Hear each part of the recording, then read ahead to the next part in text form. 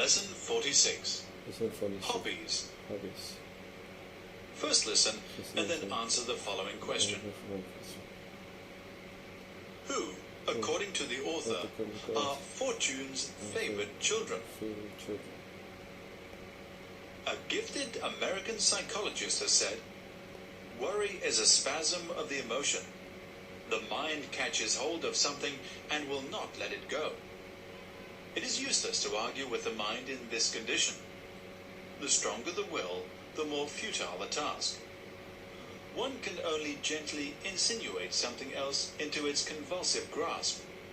And if this something else is rightly chosen, if it is really attended by the illumination of another field of interest, gradually and often quite swiftly, the old undue grip relaxes and the process of recuperation and repair begins. The cultivation of a hobby and new forms of interest is therefore a policy of the first importance to a public man. But this is not a business that can be undertaken in a day or swiftly improvised by a mere command of the will. The growth of alternative mental interests is a long process. The seeds must be carefully chosen. They must fall on good ground. They must be sedulously tended if the vivifying fruits are to be at hand when needed. To be really happy and really safe, one ought to have at least 2 or 3 hobbies, and they must all be real.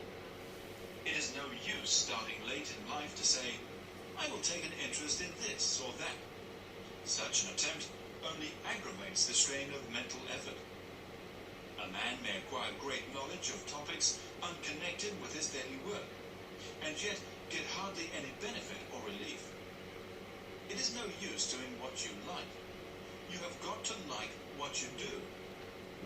Broadly speaking, human beings may be divided into 3 classes. Those who are toiled to death, those who are worried to death, and those who are bored to death. It is no use offering the manual laborer, tired out with a hard week's sweat and effort, the chance of playing a game of football or baseball on Saturday afternoon. It is no use inviting the politician or the professional or businessman who has been working or worrying about serious things for 6 days to work or worry about trifling things at the weekend. As for the unfortunate people who can command everything they want, who can gratify every caprice and lay their hands on almost every object of desire, for them a new pleasure, a new excitement is only an additional satiation. In vain, they rush frantically round from place to place, trying to escape from avenging boredom by mere clatter and motion. For them, discipline in one form or another is the most hopeful path.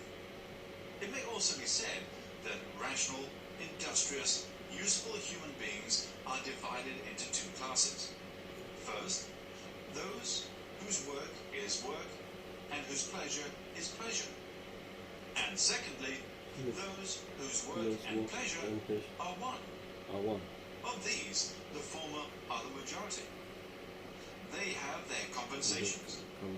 The long hours in the office or the factory bring with them as their reward not only the means of sustenance, but a keen appetite for pleasure, even in its simplest and most modest forms. But Fortune's favorite children belong to the second class. Their life is a natural harmony. For them, the working hours are never long enough. Each day is a holiday, and ordinary holidays, when they come, are grudged as enforced interruptions in an absorbing vocation.